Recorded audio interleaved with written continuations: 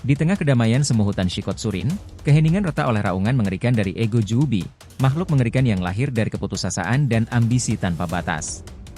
Hutan ini, yang pernah menjadi simbol keharmonisan alam dan sejarah shinobi, kini menjadi medan pertempuran untuk mempertahankan dunia dari kehancuran total. Di bawah naungan pohon-pohon raksasa, sejarah baru akan ditulis dengan darah dan tekad para ninja muda. Di hutan Shikotsurin, setiap jurus, setiap luka, dan setiap keputusan adalah langkah menuju takdir baru. Setelah Shikotsuhime muncul, semuanya mendadak berubah pada pertarungan takdir di sana. Boruto Uzumaki, dengan jogan yang bersinar seperti bintang terakhir di langit malam, berdiri di garis depan bersama Sarada dan Mitsuki. Masing-masing membawa keyakinan yang tak tergoyahkan, tetapi juga rasa takut akan musuh yang tampaknya tak terkalahkan. Di balik sosok ego Juubi, bayangan para Otsutsuki mengintai, menyulam rencana yang lebih gelap dari apa yang terlihat di permukaan. Bisakah mereka mengalahkan ego Juubi? Atau apakah mereka hanya bida dalam permainan besar para Otsutsuki yang jauh melampaui pemahaman manusia? Yos, ini menarik, kita masuk ke intro dahulu.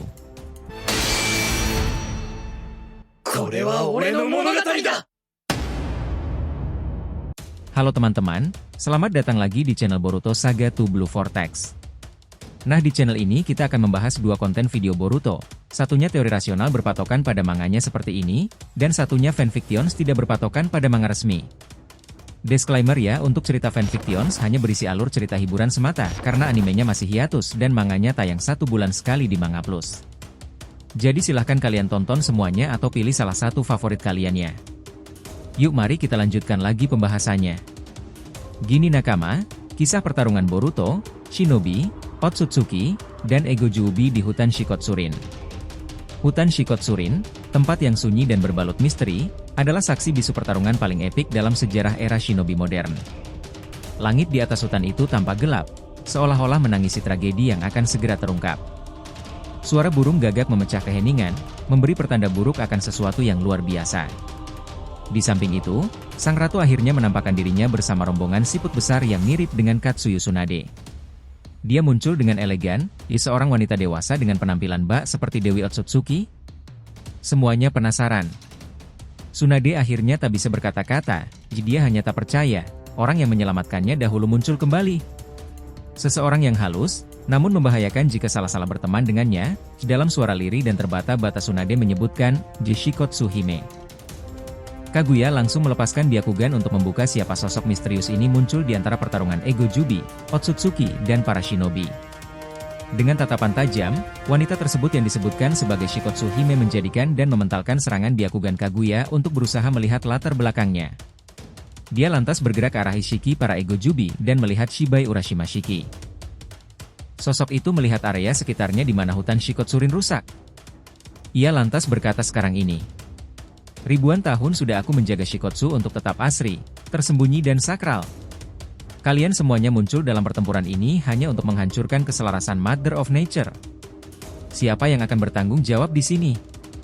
Tiba-tiba, matanya memancarkan sinar merah. Dan muncul kelopak-kelopak bunga teratai, cantik dan indah sekali. Namun sesaat setelah itu dia berteriak, Tenbu Horin, Yishikishi Mekaiha, Jeglar. Semua Otsutsuki para shinobi ego Juubi diledakkan secara bersamaan. Luar biasa.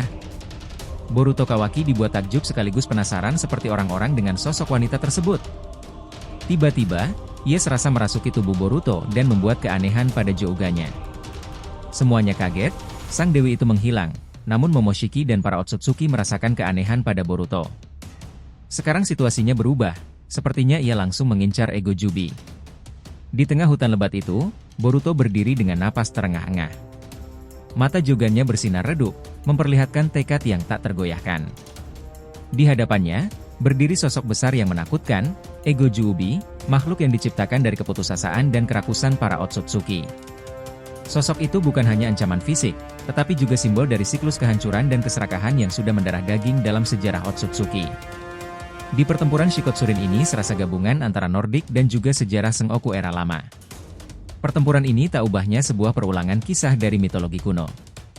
Dalam mitologi Nordik, Ragnarok adalah akhir dari segala hal, perang besar yang menghancurkan para dewa dan dunia.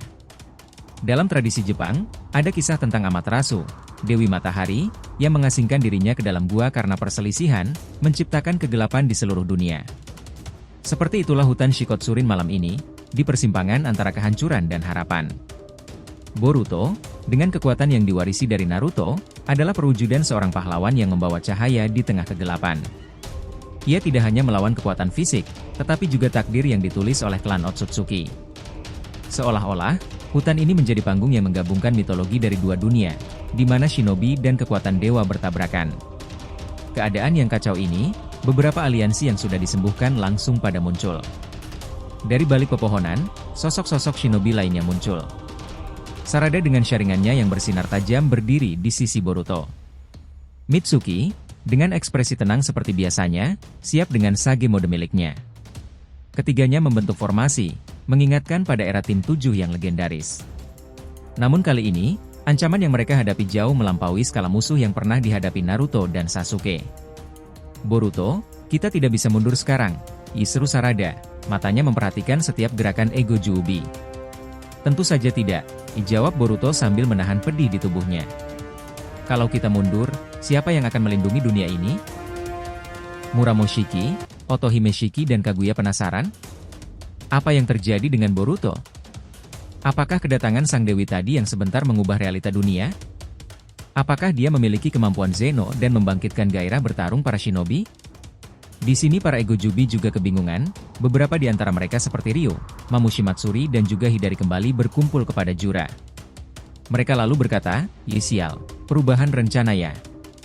Ego Juubi melangkah maju, tubuh raksasanya mengguncang tanah di bawahnya.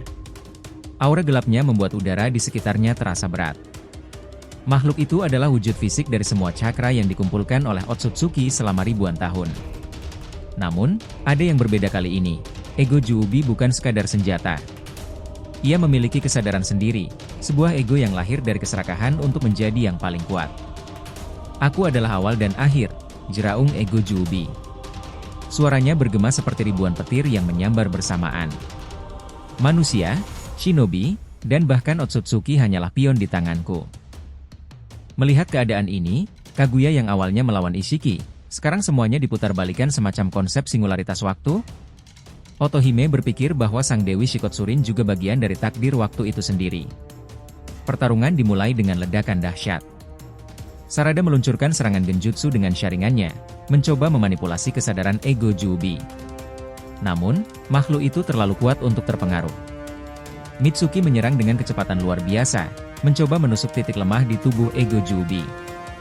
Tapi makhluk itu dengan mudah memblokir serangan Mitsuki, memukulnya hingga terhempas ke pohon-pohon besar. Boruto melompat ke udara, menciptakan rasengan besar yang diselimuti petir. Ini belum seberapa, teriaknya sambil melemparkan serangan itu ke arah Ego Juubi. Namun, makhluk itu hanya menyerap cakra dari serangan tersebut, seolah mengejek usaha Boruto. Di tengah pertempuran itu, kilasan masa lalu Otsutsuki terungkap karena Boruto. Kilasan masa lalu tentang sejarah Otsutsuki mulai terungkap. Klan ini, seperti para dewa dalam mitologi Nordik, percaya pada dominasi absolut. Mereka menjelajahi dimensi demi dimensi, menghisap kehidupan seperti Yggdrasil, pohon dunia, yang menopang keberadaan semua makhluk.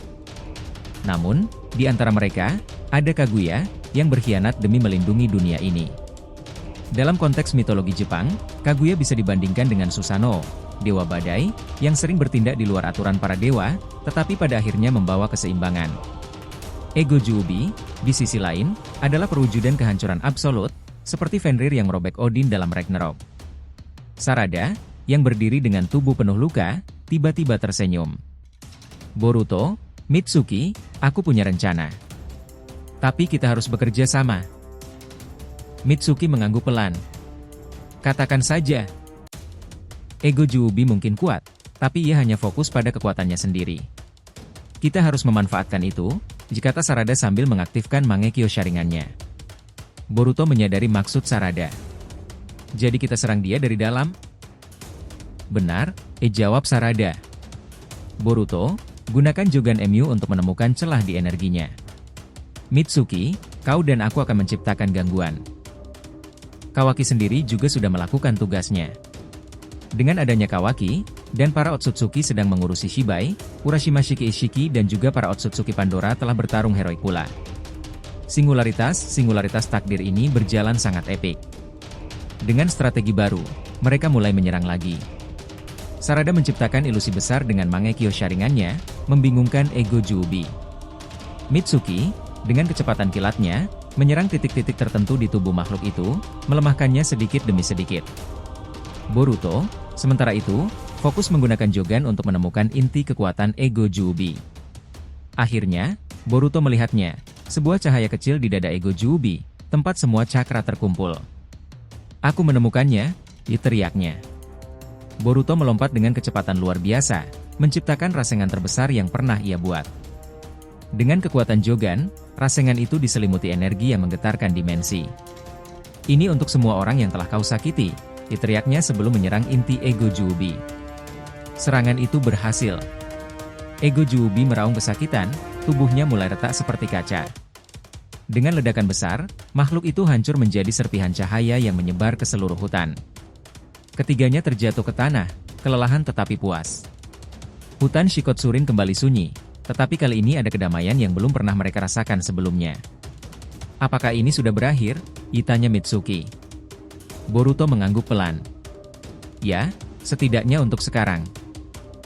Namun, jauh di angkasa, bayangan baru mulai bergerak. Para Otsutsuki dan Shibai yang sebelumnya bertempur melawan Muramoshiki itu. Di sini dikatakan sebuah penjelasan lebih lanjut nakama. Hutan Shikotsurin menjadi saksi bisu akan pertempuran epik ini. Sejarah baru telah ditulis, di mana shinobi muda berhasil melawan takdir yang telah ditentukan oleh klan Otsutsuki. Namun, mereka tahu bahwa ini bukan akhir. Ancaman yang lebih besar masih menunggu di depan. Boruto memandang ke langit, matanya bersinar dengan tekad baru. "Apapun yang datang, kami akan siap." Di dunia shinobi, seperti halnya mitologi, kisah ini hanyalah awal dari saga yang lebih besar. Pertempuran antara manusia, dewa, dan takdir akan terus berlanjut, menciptakan legenda yang tak akan terlupakan. Boruto dengan Jogannya menjadi simbol cahaya yang akan membimbing dunia shinobi menuju era baru. Namun, akhir dari ego Juubi hanyalah awal dari ancaman yang lebih besar. Para Otsutsuki, dewa dari dimensi lain, telah mencium kehancuran pion mereka. Langkah mereka berikutnya mungkin akan membawa konflik yang lebih dahsyat. Tapi, seperti Boruto katakan, kami akan siap. Nah, ceritanya selesai sampai di situ nakama. Bukankah ini menarik? Jadi, jangan lupa untuk like, komen dan subscribe channel ini ya agar terus berkembang sehingga kita selalu antusias memberikan alur Boruto paling menggelora, tentunya di channel fans teori favorit kalian. Saga Boruto to Blue Vortex. Have a nice day nakama. See you next time and salam shinobi.